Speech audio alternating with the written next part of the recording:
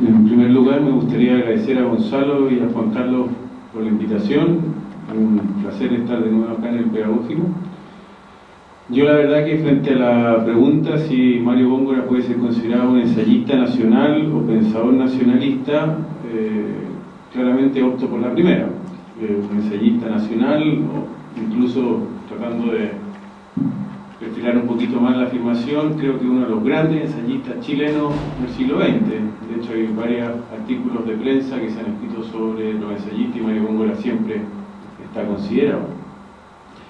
Y para fundamentar esa aseveración preparé un pequeño texto que le puse de título Dialogar con los clásicos. Parte con una cita de Góngora. Creo que el principal defecto de nuestra historiografía es el positivismo documental. Contra eso no hay nada más remedio que una gran formación filosófica y teórica, basada en los clásicos de la historiografía y en los filósofos de la historia. En una entrevista, quizá la primera como ilustre Premio Nacional de Historia del año 1976, Mario Góngora fue capaz de hacer, como aparece en el epígrafe de esta pequeña conversación, una síntesis analítica de gran profundidad y realismo, todo un dictamen. La historiografía chilena había topado con un techo o límite en su desarrollo y evolución, por lo que debía encontrar alguna manera de legitimarse y así poder darle algo de continuidad al gesto de seguir escribiendo el pasado como historia. Fuese este un ayer nacional, institucional, grupal, individual o, como se le quisiera circunscribir, temporal y espacialmente. El argumento es tan simple como indiscutible y desafiante. Para superarse, la historiografía chilena debe ser capaz de avanzar desde su mayor defecto, a saber, el exagerado positivismo documental, y entrar en una fase formativa y reflexiva que fuese estructurada en base a autores, comillas, ¿no es cierto?, clásicos de la historiografía y de la filosofía de la historia. Dicha sentencia es nuestro punto de partida. No obstante, valga la aclaración inmediata de que este comentario no intentaremos analizar toda la obra de Góngora, sino exclusivamente esta específica intuición. Lo hacemos porque en gran medida esa es la problemática que nos enfrentamos. La búsqueda de la esencia efervescente que hace el ejercicio historiográfico y de la formación de historiadores un permanente diálogo con los clásicos, que nos obligan a exigirnos y estimular la interacción con aquellos nudos de discusión esenciales y riesgosos de las historias que narramos. Para nuestro caso, la intención es totalmente local. En otras palabras, la interrogante que nos interesa proponer en este comentario es ¿qué historiadores o qué conjunto de obras pueden ser consideradas como exponentes o referentes esenciales, un clásico de la historiografía chilena? Puntualmente estamos frente a una entrega imposible, pero que a todas luces, a comienzos del siglo XXI, se hace absolutamente esencial.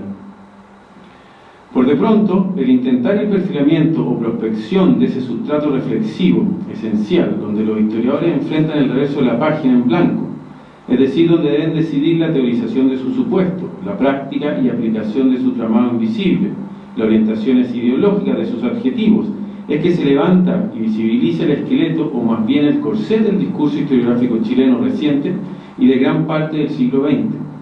Hablamos de corsé, ya que al buscar el perfilamiento de ese espacio imaginativo y abstracto, el de las vinculaciones entre escritura, historiografía, teoría y filosofía, más que hablar de lugares de reflexividad y fluidez o autocomplacencia, se nos ocurre que el verdadero contacto con los clásicos en la práctica historiográfica implica reconocer el lugar de las contenciones, de las amarras, de los cortes, de los sacrificios estéticos y sobre todo de las mutilaciones.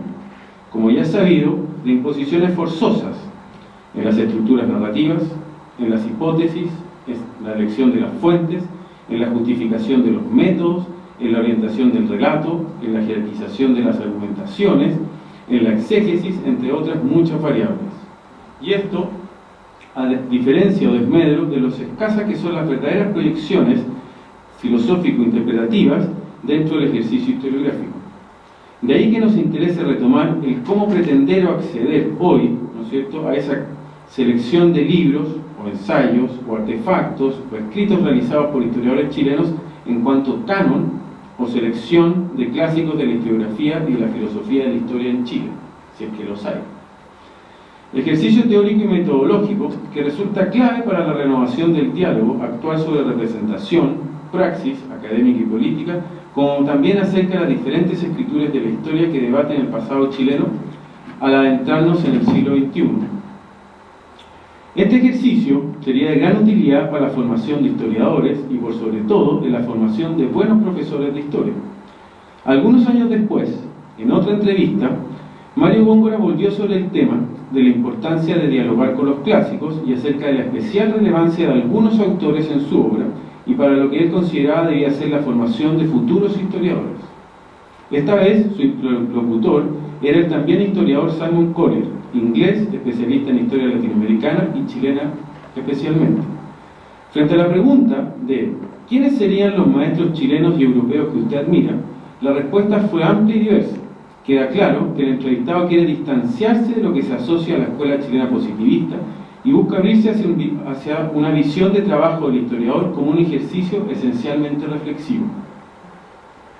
De hecho, una de las cualidades que destaca el entrevistador es el trasfondo decididamente filosófico de la obra del historiador chileno.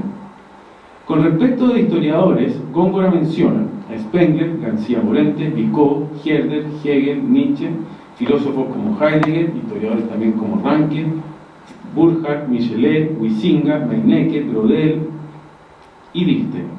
En el mismo nivel, aunque vistos como hobby, se destacan Mann, a Proust y a Rilke. Con respecto a historiadores chilenos, menciona a Benjamín Vicuña Maquena y Alberto Edwards. Ahora bien, lo más llamativo de este diálogo es el comentario que da Góngora a la pregunta sobre ¿cuál ha sido, a su juicio, su mayor satisfacción como historiador? La respuesta nuevamente es muy sensible hacia lo reflexivo y estético. Haber leído a tantos historiadores y filósofos de la historia, tanto por deber como por placer. Si bien queda claro que cuando Góngora hablaba de una formación de historiadores basada en clásicos de la historiografía y de la filosofía de la historia, lo hacía teniendo en mente autores mayoritariamente extranjeros. Esto no quita que podamos recoger el guante y reorientar la intuición y el diagnóstico de este premio nacional hacia la escena local. Señalamos esto basado en tres supuestos. El primero dice relación con el hecho de que el cultivo y estudio de cualquier autor u obra considerada como un clásico siempre ha sido parte de la formación de los historiadores profesionales.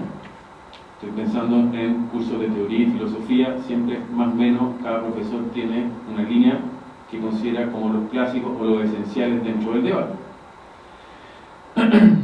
Sin las grandes referencias, no hay posibilidades de avance y autonomía.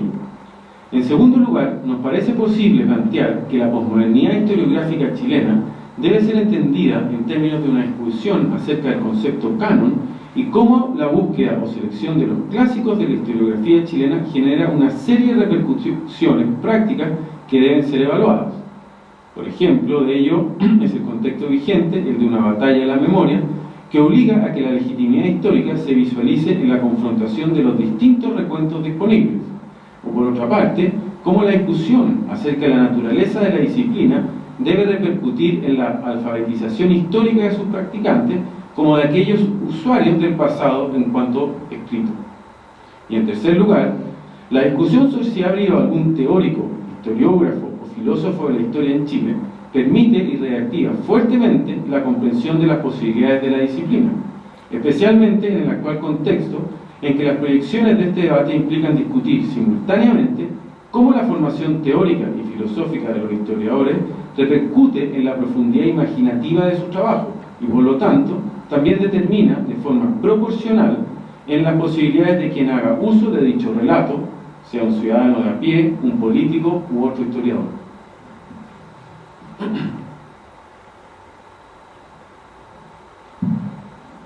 Cuando los historiadores nos hacemos la pregunta del tipo ¿cuáles pueden ser las cronologías en disputa a la hora de entender las diferentes transformaciones históricas e historiográficas chilenas durante el siglo XX? O ¿bajo qué criterios de validez y legitimidad se evalúan las múltiples historias de Chile que hoy disputan la fragmentada historicidad? ¿Es posible pensar en un cultivo de la historia académica que sea capaz de terminar con su ensimismamiento cientificista y salir a la calle a conseguir la atención que merece? Lo que estamos señalando, en términos prácticos y cotidianos, es simplemente la conceptualización de la experiencia diaria de todo lector que se enfrenta al estante de una librería cualquiera o biblioteca dedicada a la historia de Chile en la que es perfectamente posible encontrar una interpretación marxista de la historia al lado de una conservadora, otra liberal y posiblemente alguna visión postmoderna. Hoy en día, lo que se necesita es la capacidad de alfabetizarse histórica e historiográficamente, es decir, la habilidad de entender cómo el uso y manejo del pasado determina radicalmente nuestro espectro de experiencias posibles. Y para ello, el debate en torno a lo que puede ser un clásico resulta de grandísima utilidad. Ya no cabe duda que el escenario reflexivo de diálogo con los clásicos que intuyó Góngora y que posteriormente se materializó desde los encuentros de historiadores con las aportaciones de la nueva historia social, con la publicación de grandes y diversas obras durante los últimos 30 años, con el perfeccionamiento de la academia, es que se pudo enfrentar la brutalidad del quiebre histórico-epistemológico que sacudió al golpe de Estado y a la transformación radical del país. El nuevo piso histórico sigue abriendo el debate, donde la batalla de las variadas memorias y las distintas historicidades aún se disputan la legitimidad de sus relatos históricos. En base a lo anterior, nuestra proposición, como ya lo dijimos, es que Mario Góngora constituye o puede ser considerado como un ensayista nacional o uno de los mejores ensayistas chilenos del siglo XX.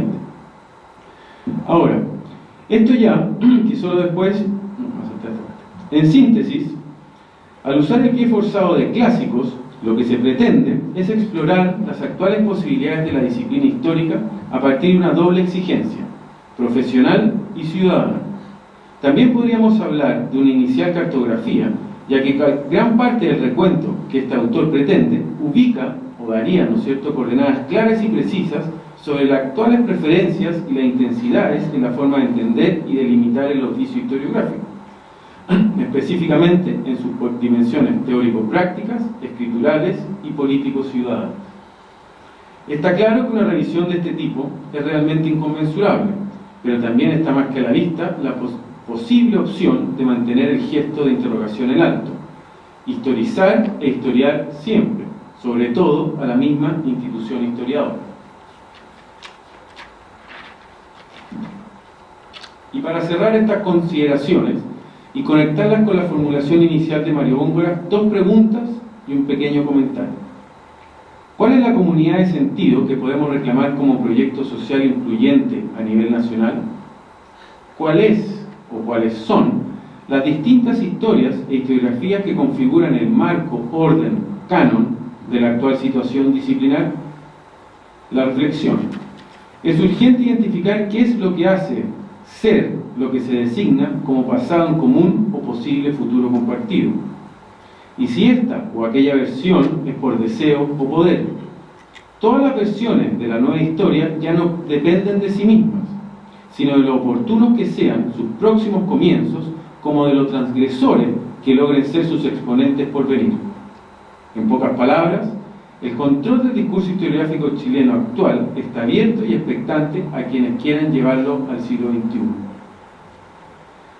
Siguiendo a Foucault y añadiendo la necesidad de una formación filosófica e historiográfica que pedía Góngora, quizá lo básico sea siempre cuestionar el estatus epistemológico de la disciplina y así entender, en parte, los distintos niveles y articulaciones, como también las suturas, del orden que constituye cualquier intento de realizar un recuento historiográfico, haciendo que la historiografía se piense como una transgresión necesaria de la misma historiografía, se logra la superación de sí misma en cuanto a depósito candente e incombustible. Y para ello, para perpetuar la irreverencia del pasado, es esencial dialogar con los clásicos.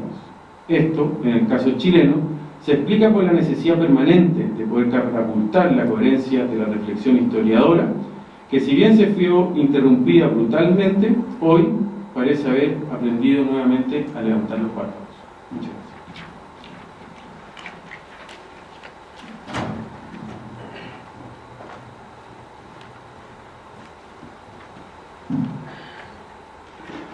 Agradecemos.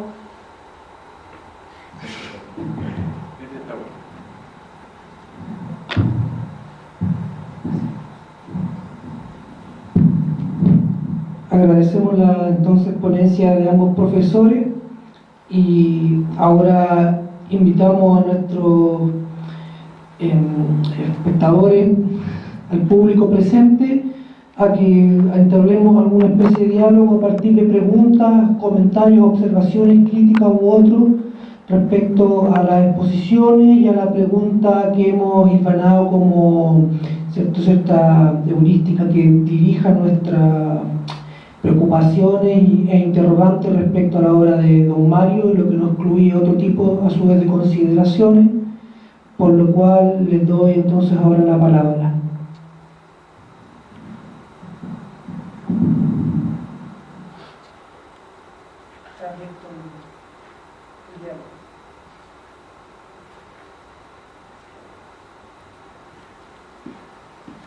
¿Puedo hacerte dos observaciones, Luis? Por favor, después tú me haces todas las que quieras, con martillo nada más. Esa expresión de don Mario sobre la contra el positivismo. Yo entiendo el mundo en el cual estudió historia y los historiadores de don Mario en los años 30, 40, era muy dominante en la Universidad de Chile también. Probablemente la Universidad de Chile era casi todo en ese momento en historia, así que eso debe haber sido de esa manera. Pero yo hace 48 años que ingresé como alumno, por lo tanto, como la Fuerza Armada, soy universitario desde el 66. Y yo no me topé con esa tradición. Había algunos, sí, pero las principales fuerzas, bueno, aparte de don Mario, don Héctor Herrera, María Teresa Cobos, en sus estudios concretos muy positivistas, en su conversación y sus clases nada de positivista. Rómulo Trevi, Jules Spinner, alguien en Valparaíso, no tuvo una relación, ya estaba muy anciano, murió poco después, hacía algunas clases respecto a los ayudantes. Después en Santiago, Julio Retamal, no fueron profesores míos, porque yo llegué como joven profesor en 71. Don Ricardo Pérez tampoco fue mi profesor, pero conversé mucho con él en la vida, no fue para nada un positivista. O sea, yo creo que se sigue hablando contra la historia positivista, pero no es la que se ha vivido. Otra cosa, que hay una historia académica que tiene algunos procedimientos generales más o menos común, porque yo también sostengo de que sin la monografía histórica, todo el resto es imposible, el ensayo histórico es imposible, el no positivismo es imposible, el pensar la historia hay que tenerlo como un marco de referencia. O sea, creo que don Mario se refería al mundo que él estudia la historia, no él como intelectual, ni los intelectuales con quien se encontró, dominaba mucho ese positivismo, ¿no? Después lo otro sobre su sumergio, ¿no?, la historia. En los 60 los historiadores, 50 y 60, no estaban en el foro público, no estaban en el 19. Yo entré en el año 66 diciendo que quería estudiar nada más que historia contemporánea, pues me entusiasmaron otras cosas. Yo era algo adolescente todavía, probablemente, influía eso. Pero era un bicho raro, como estrafalario, un historiador de historia contemporánea, muy presente. Pero siento que en Chile, en cambio, del 73 en adelante comenzó sistemáticamente a poco, como son los movimientos de verdad, a ver más, me refiero nada más que la historia contemporánea, comenzó a volverse todo a preguntar qué nos ha pasado sobre la historia contemporánea. Hasta que de repente, me parece a veces hasta exagerado, pero digo, muchos de mis alumnos tienen que leer a Grecia y Roma, si no, no entienden nada de lo que está pasando ahora. Esas dos observaciones.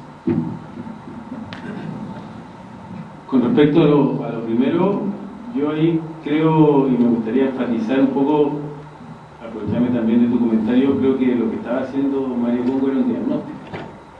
Y de alguna manera también estaba estableciendo una distancia con lo que era esencialmente una tradición que yo creo siempre ha existido y todavía existe dentro de la historiografía chilena, que no era solo el positivismo, él decía positivismo documental.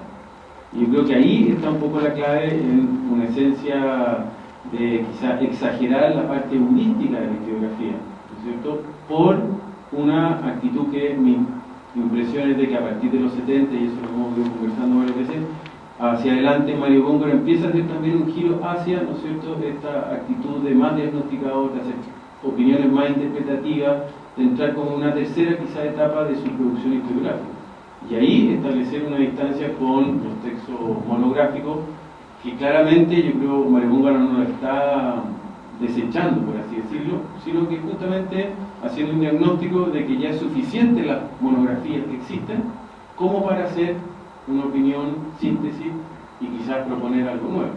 Yo, de todas maneras, Góngora fue una persona y un historiador que bien entendió el historicismo del siglo XIX, y su lógica es retomar ese historicismo quizás clásico y potenciar o repensarlo hacia fines del siglo XX. No creo que esté cuestionando de plano toda la historiografía positivista, sino haciendo una opinión, siguiendo una intuición, decir, de aquí en adelante, una opción para renovar la historiografía sería plantear un trabajo más reflexivo, quizás entrar en esa etapa de la síntesis. Todos los historiadores importantes en Chile siempre han estado diciendo de que no es el momento oportuno para hacer síntesis, pero por otro lado se reclama porque no hay síntesis en la historiografía chilena.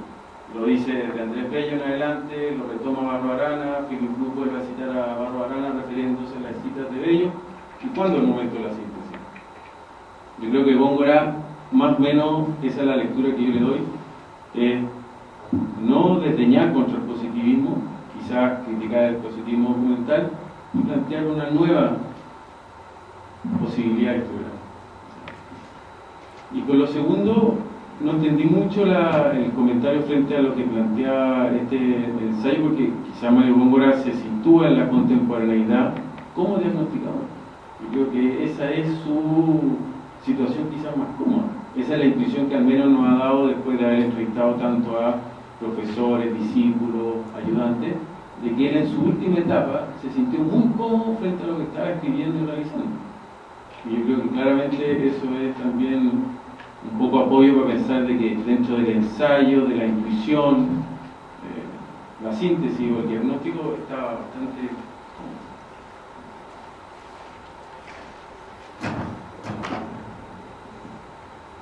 Hola, si me permiten hacer una breve consideración sobre la discusión que me parece muy interesante. Me parece recordar que cuando Mario Góngora sale a la luz del debate público documental o de la interpretación, es a raíz de su prólogo a la fronda aristocrática de Alberto Edwards. Pues dice, cercana a la textualidad, que lo que está haciendo Edwards es un intuicionismo, y los críticos de Edwards vienen desde el positivismo, no me acuerdo la palabra que uso, pero sale al paso de los críticos de Edwards que criticaban este intuicionismo, y él dice, bueno, hay que revalidar este intuicionismo, porque la mayor interpretación de la historia de Chile del siglo XX es la de Alberto Edwards. Y también, y es como en la misma época, creo que es desde 1976, un poco unos años después, que tiene una polémica sale al paso la polémica de Sergio Villalobos con Gonzalo Vial. Sergio Villalobos criticando duramente a historiadores más interpretativos, ¿no? de síntesis, como Jaime Seguirre. Gonzalo Vial le reprocha eso a Sergio Villalobos, y Mario Góngora sale a hacer algunos alcances a raíz de este intuicionismo que a él le parece valorable. Aún así, no me parece que haya un momento monográfico de Mario Góngora y un momento interpretativo. Me parece que, si bien en los 50 o los 60 hay lo que predomina en la obra de Mario Góngora hasta mediados de los 60 son obras monográficas como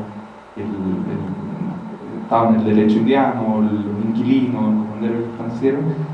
Después del 66, de los 70 y en la década del 80, que produce mucho ensayo breve, también hay una obra monográfica de alto valor y muy positivistamente documental, como su trabajo sobre la cremación funeraria, o sobre Juan Egaña, o sobre la libertad política y el concepto económico de gobierno, que es un trabajo de hecho en 1985.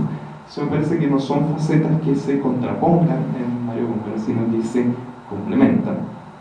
Y yo tiendo a suscribir que sin ese alimento de la monografía es difícil que surja la gran síntesis interpretativa, que es, por ejemplo, el ensayo histórico sobre la noción de Estado. Entonces, me parece que la referencia al positivismo documental es como una ayuda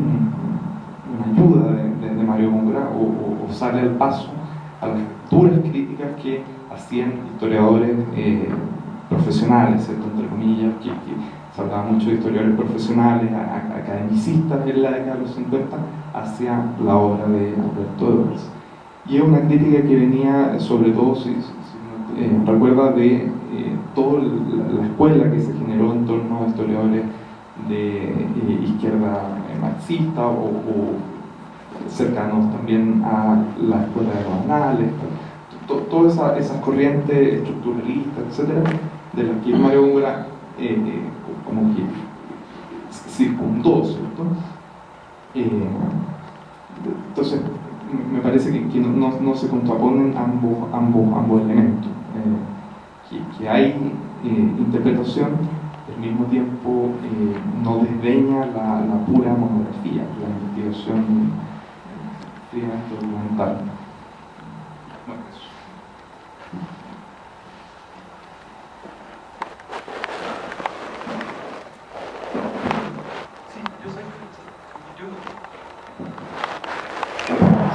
Sí, yo quería hacer una pregunta al profesor Fernando. Más que nada podría ser una especie de pregunta un poco entre personal y también con respecto al pensamiento de Mario Góngora.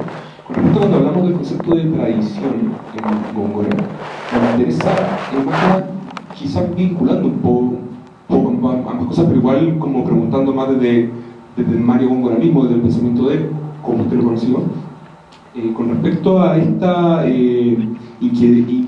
inquietud por la tradición con respecto a lo que le está pasando a él en distintos momentos de su vida.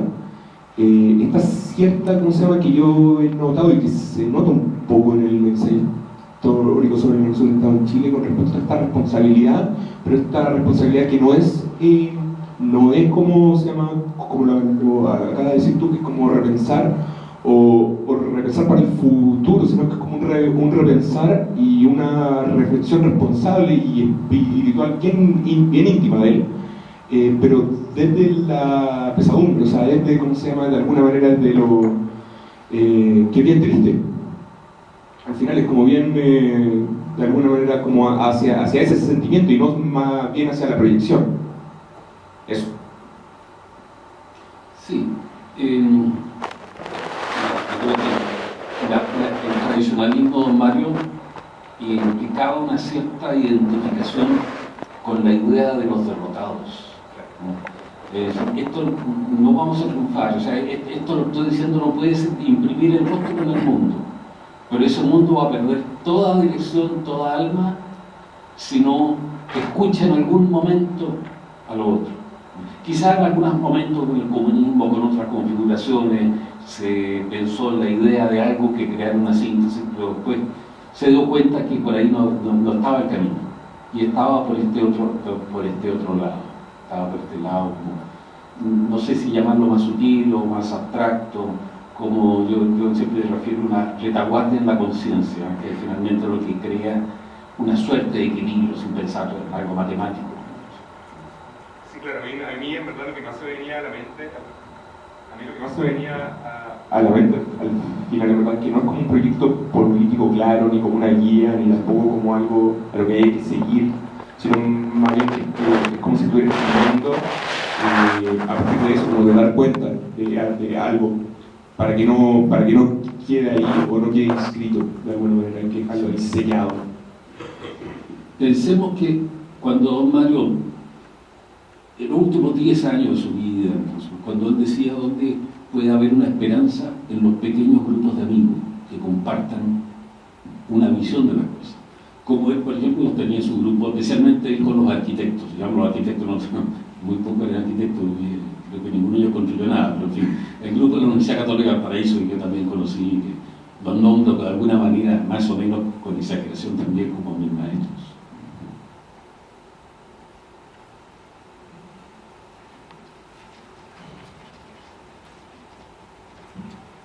Profesor Fernando, cuando se habla de que Mario Góngora era tradicionalista, ¿cuáles eran las fuentes de su tradicionalismo? ¿Cuáles son las principales fuentes? ¿Autores o corrientes?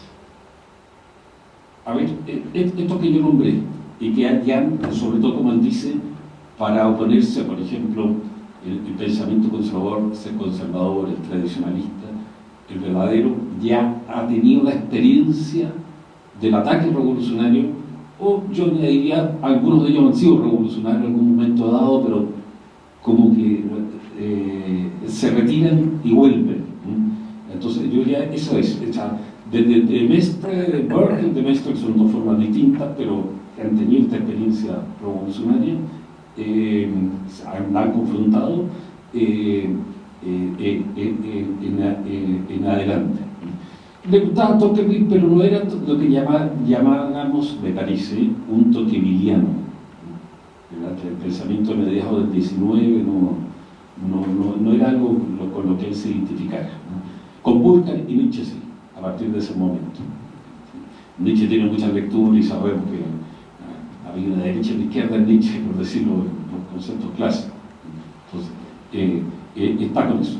El catolicismo, no el ultramontanismo, no sé, tú podrás saber más de eso, pero me da la impresión que el ultramontanismo no es lo que le gusta a él, sino que algo como un cierto milenarismo, simpatía por el milenarismo sin confesarla, porque se da cuenta que al confesar eso se quedaba atrapado con esta configuración concreta, que finalmente no dan resultados. Un episodio que ya no se puede documentar, que yo sepa, de la vida de don Mario, pero parece que yo diría importante que él ponía mucho acento su relación con el sacerdote Juan Salas Infante, que era también milenarista. Y también, pero también el mismo esquema, un grupo pequeño de amigos que se reunían una vez a la semana a comentar el Evangelio guiados por este sacerdote. Para él la más alta figura espiritual de Chile del siglo XX. Una afirmación un poco tremenda, pensando que no piensa en otros nombres. ¿Por qué razón? Nunca me atreví, efectivamente no se me ocurrió también, o sea, debía haberlo interrogado más sobre esta figura. Alcancé a conocer a gente que lo conoció, que están todos muertos. Misaguirre también decía lo mismo, que era Sí, la más alta figura que había conocido en su vida, espiritual, digamos. Sí, Omar también decía espiritual.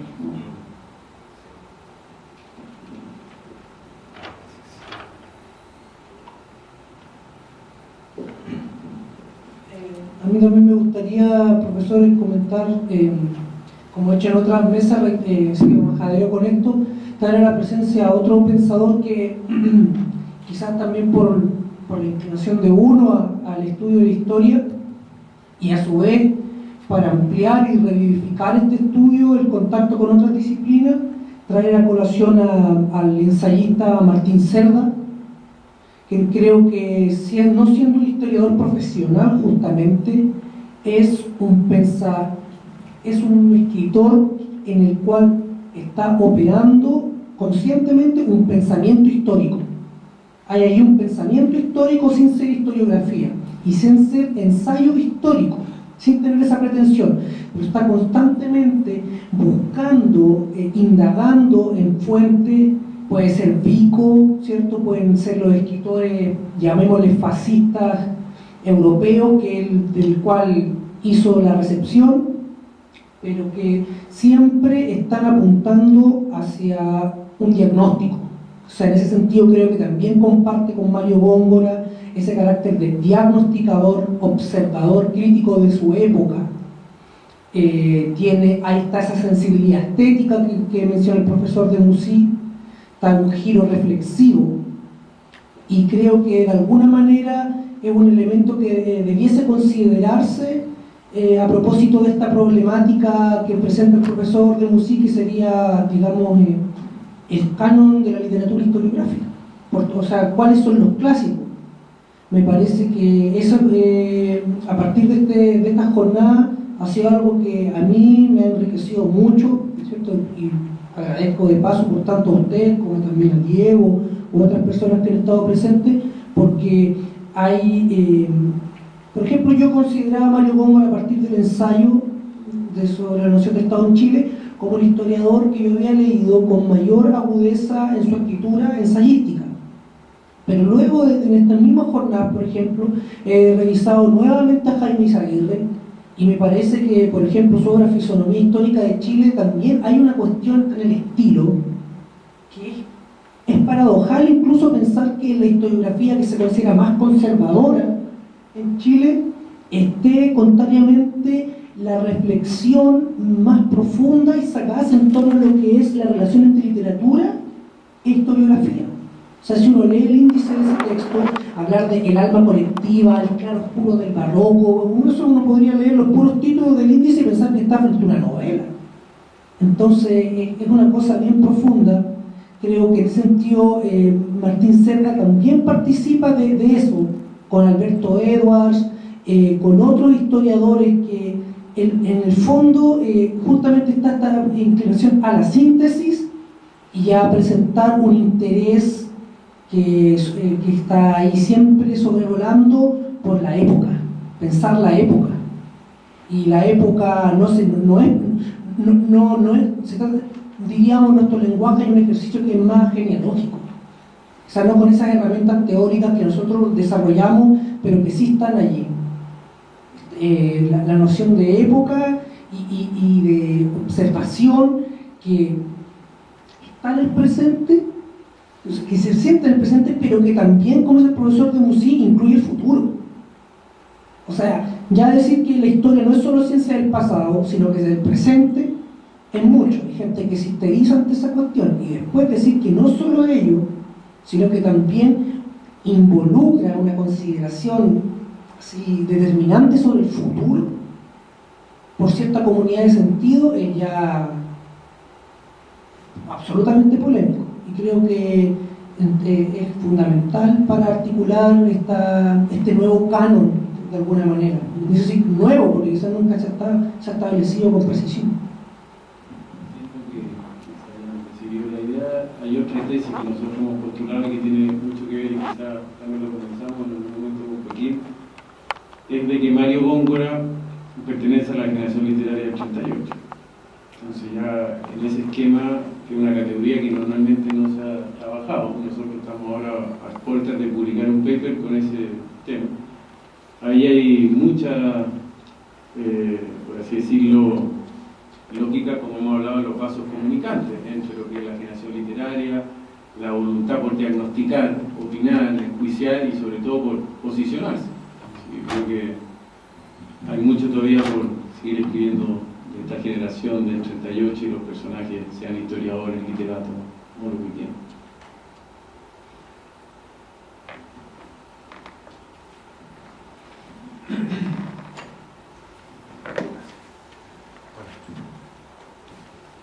Bueno, primero que todo agradecer a ustedes por expresar su sapiencia respecto a este tema.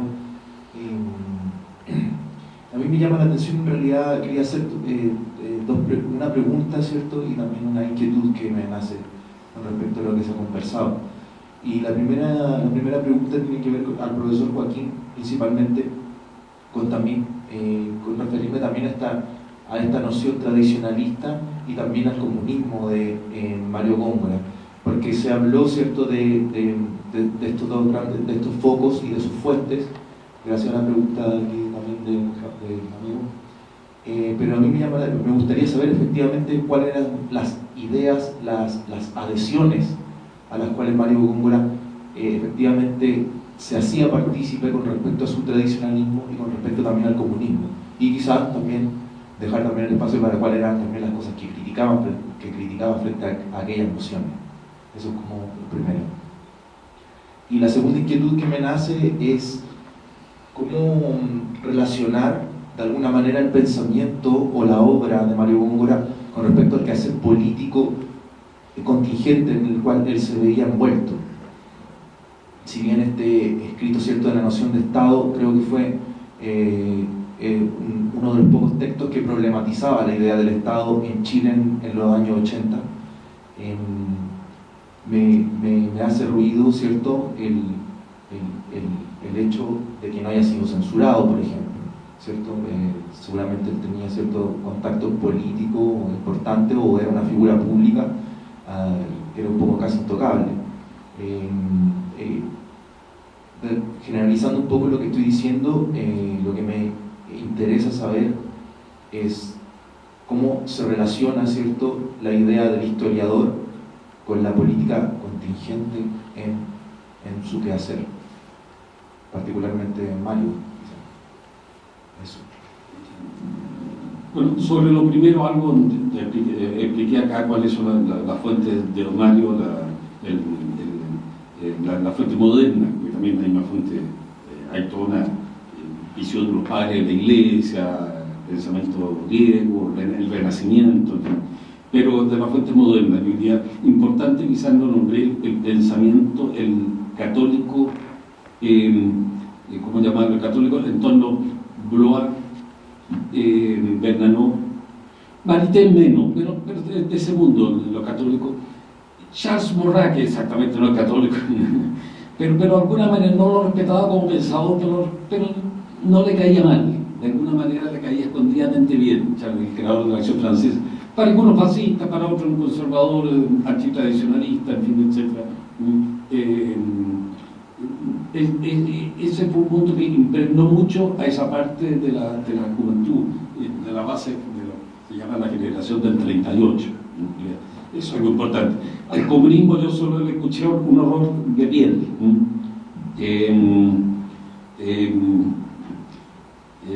No sé más de eso. Las alusiones que hacía en ese paso eran conmigo, por lo menos fueron siempre muy indirectas, muy circunscritas, qué sé yo, a una discusión con Neruda aquí y allá.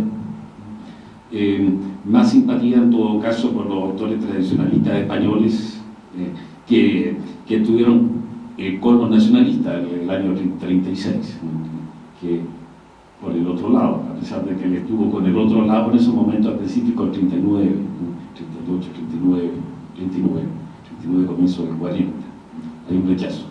Creo que el paso del comunismo puede ser comparable con el paso por el lefebvrismo, el entusiasmo ardoroso, porque cree ver una respuesta. Es una organización, tenía algo de social, el lefebvrismo, en fin, tiene la complicación del tradicionalismo llevado a una conclusión lógica que termina siendo antitradicional. Como le escuché una vez a un católico, bueno, no se puede defender la tradición atacando el símbolo más importante de la tradición de la Iglesia, que es el Papa.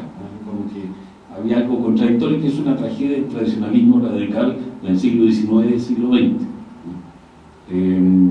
Como en otro ámbito muy distinto, el fundamentalismo islámico puede a largo plazo dañar mucho al mundo islámico, porque condenan como 1000 años de la evolución del islamismo, en la cual el fundamentalismo es un elemento más, entonces se separa. Bueno, quizás esto es algo un poquito ajeno, pero pienso que estas mecánicas tienden a ser parecidas o análogas.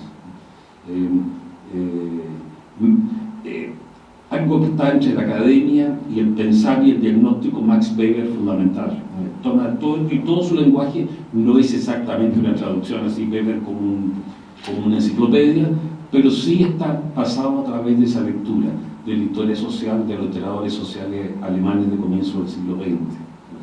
En eso es importante que lo traduzca. Estoy de acuerdo que a veces también quizá exagere mucho la distinción entre su escrito como diagnosticador y su escrito como historiador, porque también hay, si bien trata de no confundir las cosas, claro, elementos del diagnóstico están en sus escritos, en su obra monográfica, por lo menos la que yo conozco. La segunda, bueno, a ver, yo entiendo que ahora todos ustedes por generación hablan de la dictadura, pero el régimen de Pinochet fue algo como dinámico, ¿no? Esos años fueron dinámicos en el sentido que los 70 son diferentes a los 80, ¿no? Y en la polémica que habla don Mario, estaba mucho más violenta en términos de la política y discusión de la política económica desde el 74 hasta en adelante, ¿no? Estaba muy abierta. Revise la revista Ercilla, después la revista Hoy, la misma revista del mundo de mensaje, también hay muchas discusiones económicas, ¿no? Entonces, tanto así que es de Mercurio que no opinó, digamos, están en fondo atacándonos políticamente, discutiendo la política económica, ¿no? Así que eso sale. No era fácil, claro, salir al gran público a través de los diarios, pero por eso salió al comienzo en una editorial modesta. Pero era una inquietud también de gente que en parte simpatizaba con el régimen, en parte estaba en oposición, este tema del Estado. Y muy luego empezaría a abrirse, en el momento cuando sale el 81, tiene la fecha del 81, pero de hecho se conoce el libro y se vende y aparece en el público el año 82. Entonces ya hay una transformación muy dinámica para lo que había sido los 70, en ese sentido me refiero, en los años, comienzo de los años 80. Y después del año 83 ya la censura es abolida para los libros. Como dijo Sergio Reflejar, total nadie lee libros, así que no hay ningún problema.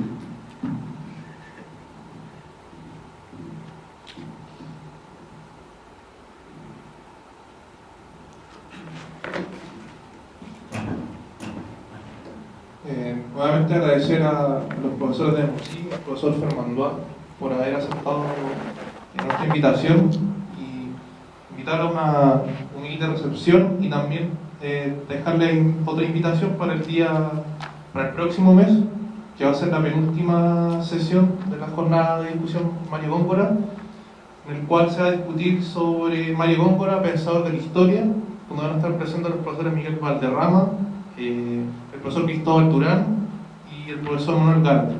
Y él va a hacer eso sí en la Universidad de Chile y a la misma hora.